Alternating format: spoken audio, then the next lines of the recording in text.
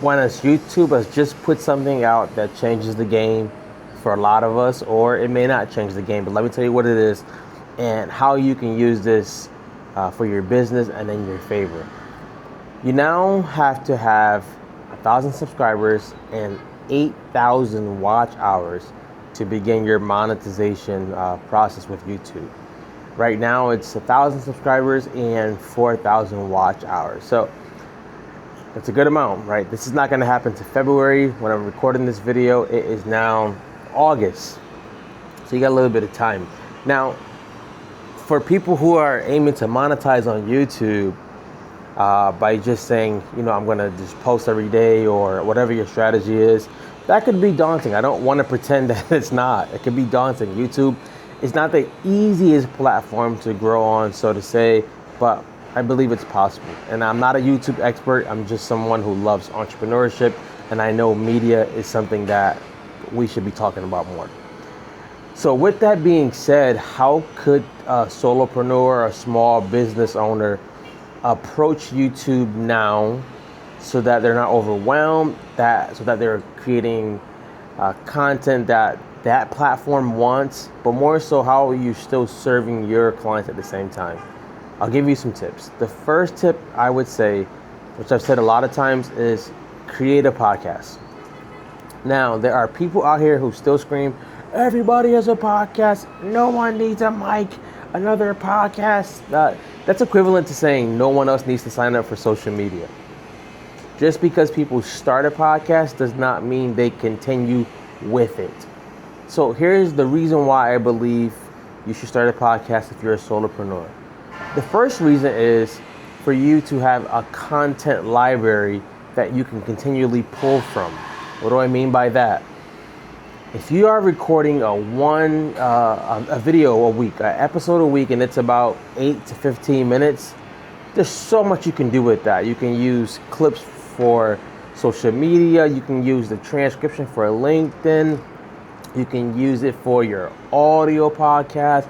You can use it if you're doing speaking engagements soon. You can use it for so many things. And if you need help with that, let me know. Well, we do that also. So the number one reason is to have for a content library. The second reason is for you to have guest experts on your show. This can be someone who is skilled in your field or skilled in another field, and you just want to interview them. You want to pick their brain. You want to let the world see their genius. You want to give them a chance to talk to your audience. There's so much benefits in collaborating with that part. Or you could use that episode to consult or coach with somebody else live. It's a really, really good way to use a podcast for that. So number one in the podcast category, you can use it for a content library. Number two, you can use it to interview guests. Number three is one that I believe gets underrated. You may not immediately get monetized, but it doesn't mean you can't sell like your offers. You could put lead magnets inside of your videos, inside of your show notes. You can put your coaching services or consulting services. You can still sell things inside of YouTube. There's tons of people who I've ran into who are not monetized, but they're making money because people are still watching the video on YouTube. So YouTube is not saying that you can't use it. It's just saying to be monetized that you have to do that. So a podcast is the number one thing I'm going to say to do if you're still aiming to get monetized and you're aiming to get out there. The second thing I would say is start collaborating. Who can you start collaborating with that you actually like? I've had people before asked to do podcasts and things like that who know nothing about me, nothing about the people I serve, and it just doesn't work that way. But collaborations will allow you to not only you get to share that episode, and you can upload it on your YouTube channel, but the other person gets to also. So that's like a 2-for-1. Let's say you have a friend, you're like, hey, we're both trying to monetize, so let's go live every week together, or let's do a video together and send me the recording. I think there's a button now where you can collaborate, I think. Not too sure. Don't quote me on that one. But hey, I'm going to be going live. Come live with me and I'll share the recording with you. You can share it with your audience. That's amazing, because now you're probably going to be talking for about an hour. And those long form videos do work. I think they're changing.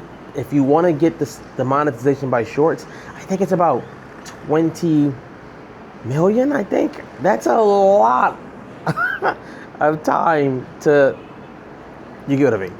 But collaborating, who can you collaborate that's maybe in your field or outside your field, that say, hey, for a month we're gonna go live together on Mondays for 35 minutes. We're gonna both get this long form content down. We're gonna actually try to help each other get to the monetization win, whatever you wanna call it. The reason why I like that also is you might figure out some things about someone in a different industry that you can use in yours. All while doing this to get monetized, you are still benefiting from somebody else. I love that for a fact. I've learned so much things from watching barbers, from seeing their weaknesses, their strengths. I've learned so much from restaurant owners, people who are not in my field. And then, of course, I've learned a lot from people inside of my field. The third thing I would say to consider if you're going towards monetizing is take the pressure off of it having to happen in the next 3 months. I think as a small business owner, you have pressure from so many areas that this does not need to be an area of pressure. I would say make it fun. Make it fun where, hey, I'm uploading a video once or twice a week, however you want to do that, and I'm going to make these videos fun. Doesn't mean you have to go crazy editing. It means I'm going to benefit from these videos too. When I interview anybody I interview, I'm learning from them. I'm getting information from them. I'm getting tactics. I'm getting tips. I'm picking their brain on purpose. People who are watching it just get to have the benefit from it. But I'm learning as well. But make it fun. As a solopreneur, one of the things that we like push off for some reason is fun, enjoyment. We think every waking hour has to be grinding, banging your head against a wall. I can tell you right now, from doing it for about 12 to 15 years, it's a nightmare. It's a road that's going to lead you to a bad end, and you don't need that. So if you're thinking about like this scare that has come out with getting 8,000 watch hours and 1,000 subscribers, try those 3 tips. Number 1, start a podcast. If you need help with that, I'll put a link in the show notes. Start a podcast. The second thing I would say, who can I start collaborating with? Maybe 1 month it's someone in my industry. Maybe the next month it's someone in a different industry. Who can I collaborate with, and we help each other out? And then number 3, how can I make this goal fun? How can I make it so fun? How can I set up some mini milestones, some rewards along the way, so that I'm not just doing this and I'm hating the entire journey? I would hate for that to be you. If you're an entrepreneur, a solopreneur, and you're like, hey, I got ideas, I got things that I really want to nail, but I just don't know the next step to make, or I just don't have the accountability, let's talk.